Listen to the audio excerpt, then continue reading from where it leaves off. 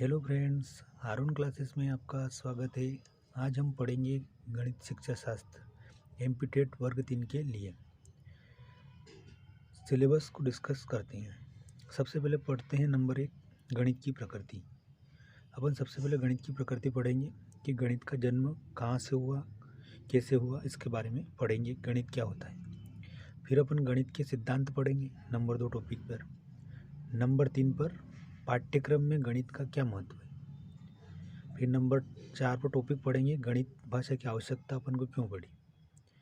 Number 5 topic पे पढ़ेंगे गणित का विभिन्न विषयों से संबंध क्या। नंबर 6 पर पढ़ेंगे अपन सामुदायिक गणित। नंबर 7 पे पढ़ेंगे अपन इसकी शिक्षण विधियाँ। नंबर 8 पे पढ़ेंगे अपन शिक्षण सामग्री। और नंबर 9 पे टॉपिक पढ़ेंगे गणित शिक्षण की समस्याएं। नंबर 10 पे पढ़ेंगे अपन मूल्यांकन। नंबर 11 पढ़ेंगे अपन उपलब्धि परीक्षण। और नंबर 12 पढ़ेंगे अति महत्वपूर्ण सार संग्रह। यह हमारा पूरा सिलेबस है। और वर्ग 3 के एग्ज़ाम में पिछले पेपर के एनालिसिस पे पूरा ये सिलेबस तैयार किया गया है। और यहाँ से पूरे प्रश्न बैठने की पूरी उम्मीद है। 15 में से लगभग 13 क्वेश्चन। हेलो दोस्तों, अपन पढ़ेंगे अध्याय 1, जिसमें अपन पढ़ेंगे गणित विषय की प्रकृति। गणित एक ऐसा विषय है जो वर्तमान में मानव की पहली आवश्यकता बन गया है। हालांकि इस विषय की शुरुआत बहुत जल्दी ही हो गई थी, परंतु वर्तमान स्वरूप तक पहुंचने में हजारों वर्ष लगे। गणित अपनी पहली आवश्यकता इसलिए बन गई क्योंकि अपन अपने दैनिक जीवन में जितनी भी दिनचर्या करते हैं उसमें गणित का उपयोग ज़रूर होता है।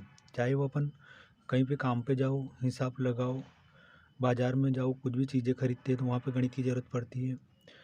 अपन कहीं घूमने जाते हैं तो वहाँ गणित की ज़रूरत पड़ती है। रेलगाड़ी में यात्रा करते समय, टिकट लेते समय गणित की आवश्यकता पड़ती है। गणित के बिना अपना जीवन अधूरा है। इसलिए गणित एक ऐसा विषय है जिसकी वर्तमान में मानव को पहली आवश्यकता बन गया है।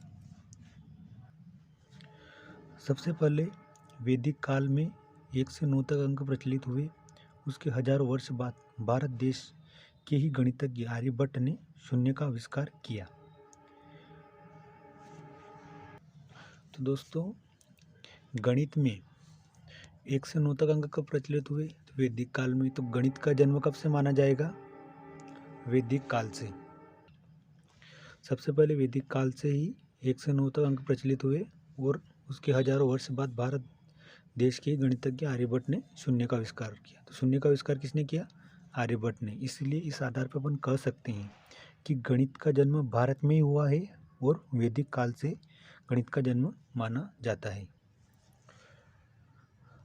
आज भी पाश्चात्य देशों में 0 से 9 तक के अंकों को हिंदू अरेबिक न्यूमरल्स के नाम से जानते हैं, जिसका अर्थ है कि हिंदुस्तान में पनपे हुए और अरब देशों के रास्ते से पश्चिम देशों तक पहुँचे।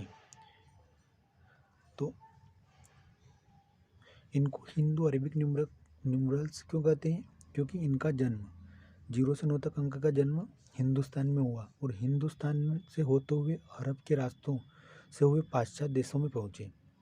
पाश्चात्य देशों जैसे अमेरिका, उत्तरी अमेरिका, कनाडा, इन देशों में अरब के रास्ते से पहुँचे। इसलिए इन अंकों को हिंदू अरेबिक न्यूमरल्स कहते हैं।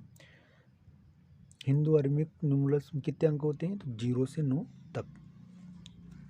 गणित एक ऐसी विषय वस्तु है जिसमें गणनाएं पाई जाती है, अर्थात गणनाओं का विषय है।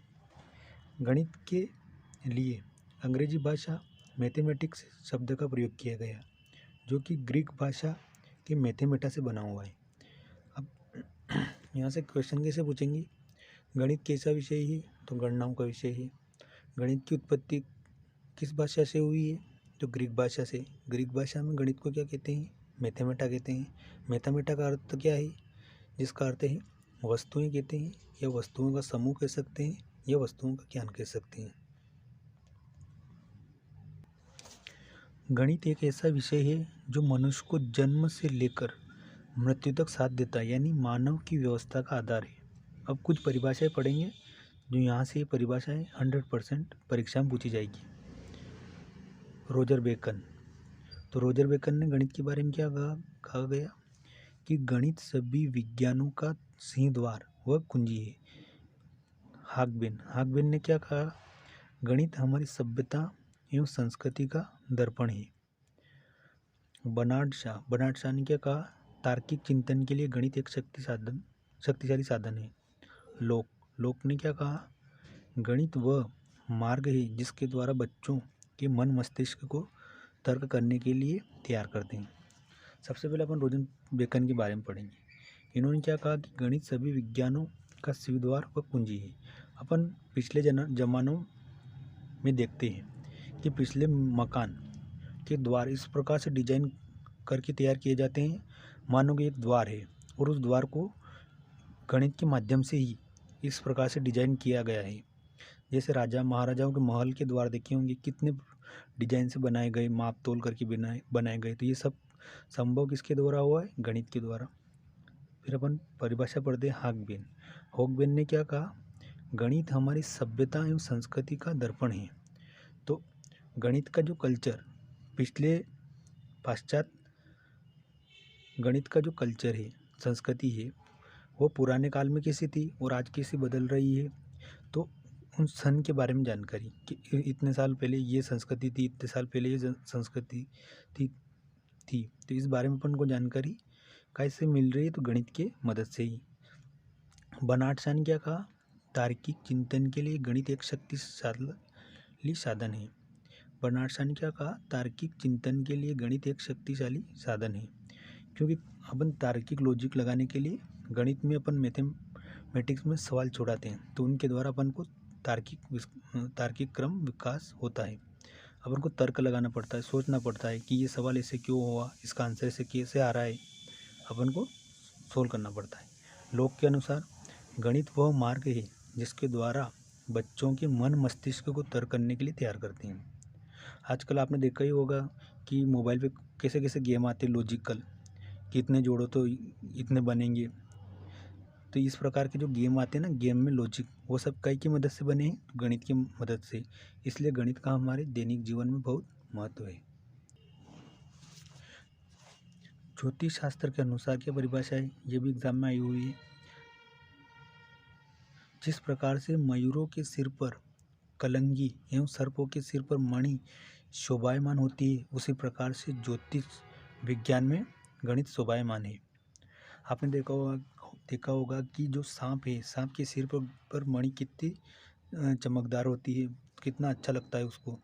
तो वो जिस प्रकार सांप को मणि शोभायमान करती है और मयूर के शिखर पर वो जो शिख रहता है वो शोभायमान करता है, उसी प्रकार गणित भी विज्ञान को शोभायमान करती है। उपर्युक्त विचारों के आधार पर स्पष्ट होता है कि गणित तार्किक एवं जटिल प्रकृति का विषय है। तो गणित की प्रकृति कैसी है, तार्किक एवं जटिल। सार्वभौमिक रूप से स्मरण रखना है कि गणित एक गणनात्मक प्रकृति का विषय है। तो गणित की प्रकृति पूछे तो कैसी है, गणनात्मक है, तार्किक है और विचारों के आधार पर जटिल प्रकृति भी है। गणित की प्रकृति के संदर्भ में महत्वपूर्ण बिंदु, शुद्धता। तो गणित सबसे अधिक शुद्धता वाला विषय है क्योंकि इसका मान फिक्स आता है। मौलिकता, गणित में संरचनात्मक या फिर संख्यात्मक व्यवस्था केंद्र में पाई जाती है। प्रत्येक प्रयोग में मौलिक स्वरूप प्राप्त होता है। अपन कोई से भी सवाल, प्रमेय जो भी करते हैं, लेकिन उसका जो मूल स्वरूप रहता है ना, वो स्थायी रहता है, बदलता नहीं है। उसमें जोड़ घटाव गुणा भाग तो रहते ही रहते हैं। तार्किकता, गणित में जो भी गणनाएं होती है वो निसंदेह तार्किक होती है। अपन अनुमान नहीं लगा सकते कि भाई ऐसा ऐसा हो सकता है, उसमें तर्क के आधार पर सवाल करना पड़ते हैं। विशिष्टता के अंतर्गत गणित में अपने सूत्र सिद्धांत होते हैं। परिणामों की निश्चितता, तो गणित में आने वाले परिणाम सदैव निश्चित होते हैं, उसमें परिवर्तन या बदलाव नहीं किया जा सकता। जैसे 5 में 5 जोड़ेंगे 10 ही आएंगे, बोले आप कुछ भी कर लो, कितनी भी बार भी जोड़ो, तो परिणामों की निश्चितता रहती है। यथार्थता, तो गणित में यथार्थता सरलता से देखी जा सकती है, जहाँ संपूर्ण गणित प्लस माइनस गुणा भाग आदि तक ही सीमित है। मतलब अपन कौन से भी टॉपिक कर लें, सवाल कर लें, जोड़ घटाव गुणा भाग आते हैं। इसके लिए बोले आप एलसीएम करो, एचसीएफ करो, लाभ हानि करो, चक्रवृद्धि ब्याज करो, क्षेत्रमिति करो, कौन से भी करो, तो इनके जो मूल जोड़ घटाव गुणा भाग ये आते ही आते हैं। ये इनके बिना पूरी गणित अधूरी है।